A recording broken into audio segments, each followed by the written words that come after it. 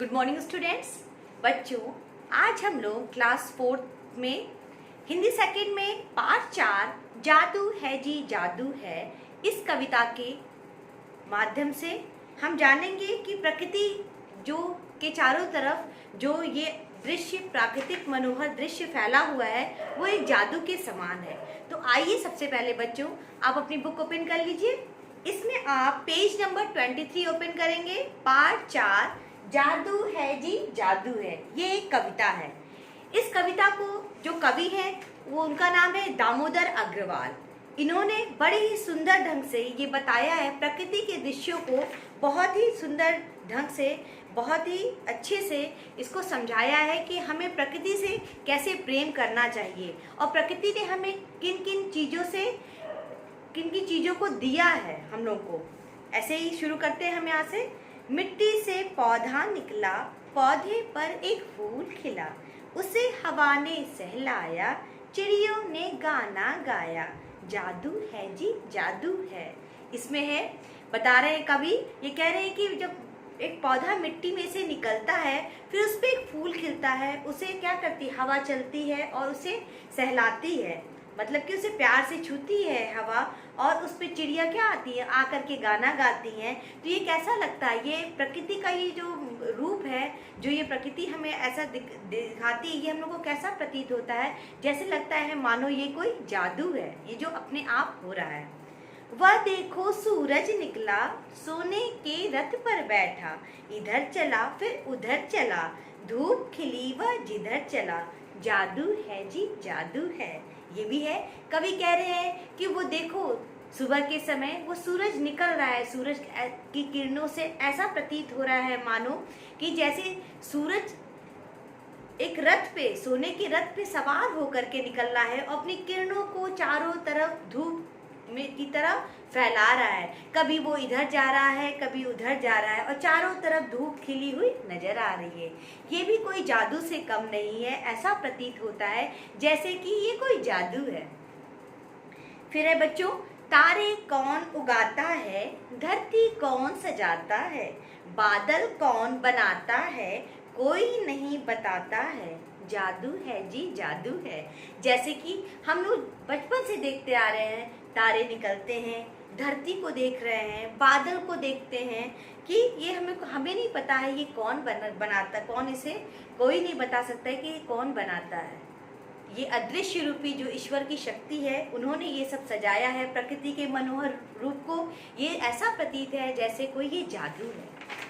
फिर है बच्चों, देखो तुम इस जादू को, परखो तुम इस जादू को, जो भी इसे दिखाता है बदले में क्या पाता है, जादू है जी जादू है।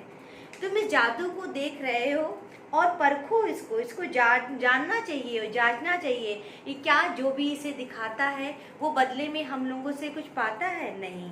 ये सिर्फ एक अदृश्य शक्ति के रूप में ईश्वर की जो शक्ति है उसी से ये सब कुछ हम प्रकृति का सौंदर्य देखते हैं जो हमारे चारों तरफ फैला हुआ है। ये ऐसा प्रतीत होता है जैसे ये कोई जादू चल रहा है, जैसे हम जादू देखने जाते हैं वैसा ही प्रतीत होता है।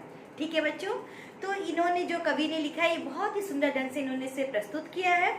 इस कविता से हमें यह शिक्षा मिलती है कि जो प्रकृति का सौंदर्य हमारे चारों तरफ फैला हुआ है, हमें उस प्रकृति से प्रेम करना चाहिए और उसे बचा के रखना चाहिए। ठीक है बच्चों, तो इस कविता को आप अपनी कॉपी में 8 लाइन की जो कविता है वो अपनी कॉपी में बहुत ही सुंदर राइटिंग में लिखेंगे। और आइए हम इसके शब्दार्थ को समझ लेते हैं एक बार। इसमें 2 शब्दार्थ हैं बच्चों। पहला है सहलाना, प्यार का मतलब होता है प्यार से छूना। दूसरा है परखना, परखना का मतलब होता है जांचना या जानना। ये दोनों जो शब्दार्थ हैं इनको आप कॉपी में करेंगे। आइए कुछ मौखिक प्रश्न उत्तर हैं, इनको भी एक बार यहाँ हम रिवाइज कर लेते हैं और जो भी इससे संबंधित आपको एक्सरसाइज होंगे और क्वेश्चन आंसर होंगे उनका PDF आपको ऑनलाइन मिल जाएगा। आइए हम देखते हैं मौखिक उत्तर प्रश्न उत्तर। पहला है, रात में सबसे अधिक चमकने वाले तारे का नाम बताइए। तो रात में सबसे अधिक चमकने वाले तारे का क्या नाम बच्चों, उसको कहते हैं ध्रुव तारा। दूसरा है, पृथ्वी का आकार कैसा है। तो पृथ्वी का आकार जो है वो अंडाकार है। ठीक है। तीसरा है, सूरज किस दिशा में उगता है और किस दिशा में अस्त होता है? तो सूरज हम जानते हैं कि पूरब में उगता है और पश्चिम में अस्त होता है। और चौथा क्वेश्चन है बच्चों, भाप कैसे बनती है? तो हम जानते हैं कि जल को गर्म करने से क्या होती है, वो भाप उसमें निकलती है, उसी से भाप बनती है। ठीक है बच्चों, सबको क्लियर है? अब देखिए खा है, शब्दों के लिंग बताइए। इसमें पहला है, आपने बुक में देखिए, पहला है पौधा, वो बताया गया है, पुल्लिंग है। दूसरा है हवा, तो हम इसे शब्द बनाएंगे, जैसे हवा चलती है। ठीक है, तो चलती क्या हो जाएगी, स्त्रीलिंग का पता कर रही है, तो हवा जो है वो स्त्रीलिंग हो जाएगी। दूसरा है फूल, तो फूल क्या होता है, फूल खिलता है, फूल खिलता है, हम लोग कहते हैं ना फूल खिला है, फूल खिलता है, तो ये पुल्लिंग हो जाएगा। इसके बाद है सूरज, तो सूरज को हम लोग क्या कहते हैं, सूरज निकलता है, निकलती है तो नहीं कहेंगे, सूरज निकलता है, हम लोग इसे सेंटेंस बना लेते हैं, सूरज निकलता है, तो ये क्या हो जाएगा, पुल्लिंग। ये बता रहा है कि ये पुल्लिंग है, तो सूरज के आगे आप लिखेंगे पुल्लिंग। इसके बाद है धूप, तो धूप निकलती है, धूप निकलता हम लोग नहीं बोलते ना, धूप निकलती है, तो इससे पता चल रहा है कि धूप क्या है, स्त्रीलिंग है, तो यहाँ पर हम स्त्रीलिंग लिखेंगे। इसके बाद है तारे, तो हम लोग कहते हैं तारे निकलते हैं, हम लोग तारे निकलती नहीं बोलते हैं, तारे निकलते हैं या तारे निकले हैं बोलते हैं, तो ये पुल्लिंग बता रहा है, तो तारे के आगे आप पुल्लिंग लिख देंगे। इससे जो भी संबंधित आपको पीडीएफ होगा वो ऑनलाइन मिल जाएगा। इस कविता को आप लर्न करेंगे, ठीक है बच्चों, और 8 लाइन की जो कविता है वो अपनी कॉपी में आप नीट एंड क्लीन राइटिंग में लिखेंगे। तो बच्चों आज के लिए इतना ही, थैंक यू।